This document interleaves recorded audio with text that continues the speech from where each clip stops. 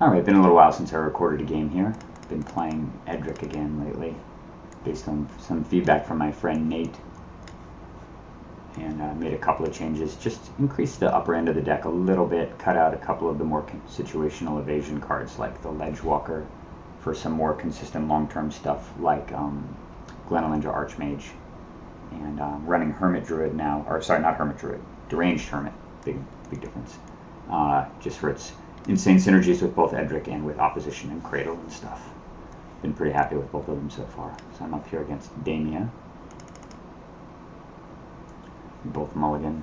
I have a extremely mediocre draw, except for the Sylvan Ranger to deliver blue mana. Need to go first, though, at least.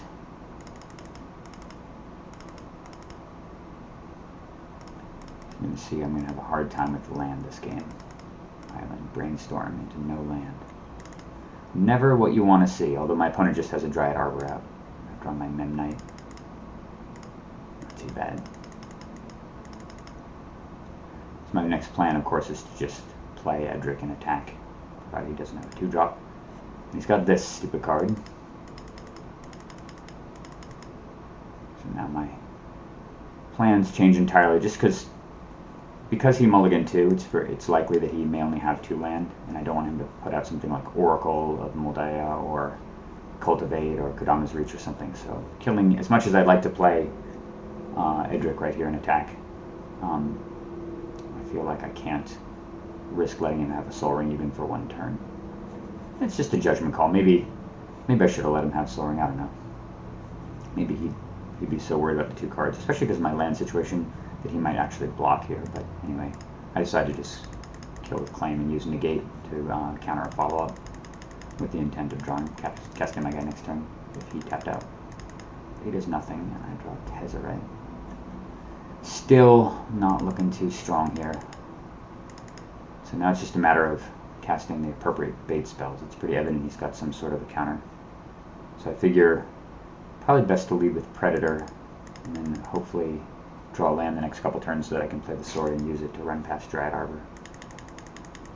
He's got this, so casting Edric would have been terrible. Still done. Cast my sword.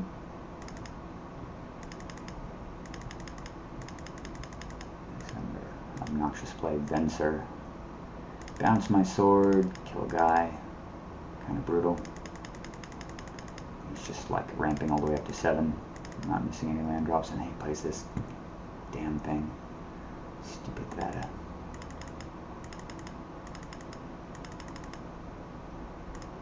I still have no land. Things are super bleak now, given I'm still stuck on, well, I guess 3 land. I'm just going to play Edric here. Hope to threaten, maybe he won't attack with Vada. Now it's 6 land. Block. God, I hate this creature. So I figure, the correct play for him, in my opinion, is to just go Soul Ring Commander, right? He's got 2 cards in hand, which means he gets to draw 5. Instead, he gets greedy and gets Jitte, which is quite interesting given that I've got Cyclonic Rift in my hand. So this actually gives me kind of an out, conveniently. He equips. I think that's a terrible play too. Equip your Venser, right? I can't attack if you do that. You kill my entire board. Thankfully, I still have Memnite in play to sack here. Alright, this is a big turn here. It all comes down to whether or not I can draw at least 1 blue. Otherwise, the game is certainly over. He'll attack with Vada, get another artifact, and kill both of my mana sources, and that would be the end of the game. But there it is, Polluted Delta, to give us hope. I'll just tap my land there. Desperate times. Cyclonic Rift the Jitte back to my own hand. I decide not to attack. The reason I don't want to attack there is I'm nearly 100% sure he'll trade, and I don't really want to have to attack with one of these guys next turn in order to turn the Jitte on. I have to kill Vada. It's just mandatory here. So again, I'm hoping he's going to get greedy and go for an expensive artifact, like maybe, I don't play with Gilded Lotus, but maybe another sword or something. Sure enough, Sword of Fire and Ice instead of a Soul Ring. I've got Negate for it. Draw a land right at the right time. Jitte comes down, it's on Edric. And it might have been correct to attack with both of these guys too, given that he's almost certainly going to block Edric with Venser, and that at least cuts his mana off. I think it was probably a mistake not to attack with these two. So I think I should have probably done that. Because the thing is, if he blocks, well, I definitely need to kill Thada. If he blocks Venser on one of these guys, I pump. I still get to draw 2. I lose one of these, which is acceptable, given that I'm now at 5 mana, which is enough for Tezzeret and the sword. And I can still kill Thada. So it was probably a mistake not to attack with both of those. He does block there, and I get the 2 counters. I kind of broke my own rule here, too.